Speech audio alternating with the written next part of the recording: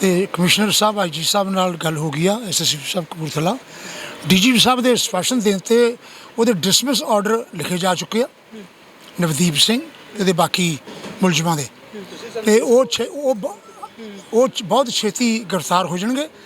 ਤੇ ਸਾਡੀ ਕਿਉਂਕਿ ਇਹੋ ਜਿਹਾ ਜਿਹੜਾ ਘਟੀਆ ਪੁਲਿਸ ਮੁਲਾਜ਼ਮ ਜਾਂ ਪੁਲਿਸ ਅਫਸਰ ਇਸ ਮਹਿਕਮੇ 'ਚ ਨਹੀਂ ਰਹਿਣਾ ਚਾਹੀਦਾ, ਕਿਉਂਕਿ ਇਸ ਤਾਂ ਕਿ ਬਾਕੀ ਧੀਆਂ ਨੂੰ ਇਨਸਾਫ ਮਿਲ ਸਕੇ, ਚੰਗੇ ਅਫਸਰ ਹੋਣ।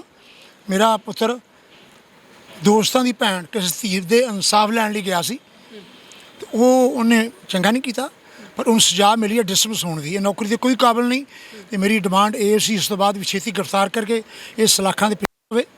ਔਰ ਨਵੀਂ ਡਿਮਾਂਡ ਮਾਰਜ ਮੈਂ ਕੀਤੀ ਸੀਗੀ ਡੀਆਈ ਸਾਹਿਬ ਜਦੋਂ ਘਰ ਆਏ ਸੀਗੇ, ਮੈਂ ਕਿਹਾ ਵੀ ਇਹਨੇ ਜਿਹੜਾ ਇਹ ਚਿੱਟਾ ਪੀਂਦਾ ਵੀ ਆ, ਇਹਦੇ ਬਾਰੇ ਤਸੱਲੀ ਕਰ ਲਓ, ਤੁਹਾਨੂੰ ਪਤਾ ਹੋਣਾ। ਔਰ ਰਾਮਾ ਮੰਡੀ ਰੱਜ ਕੇ ਕਰੋੜਾਂ ਰੁਪਏ ਦਾ ਚਿੱਟਾ ਵੇਚਿਆ ਵੀ ਉਹਨੇ। ਇਸ ਚਿੱਟੇ ਦੇ ਨਾਲ, ਇਸ ਸਮੈਕ ਦੇ ਨਾਲ ਜਿੰਨੇ ਪਰਿਵਾਰਾਂ ਦੇ ਘਰ ਨੇ ਉਜਾੜੇ ਆ, ਉਹ ਰੱਬ ਨੂੰ ਕਦੀ ਮਾफ़ ਨਹੀਂ ਕਰੇਗਾ।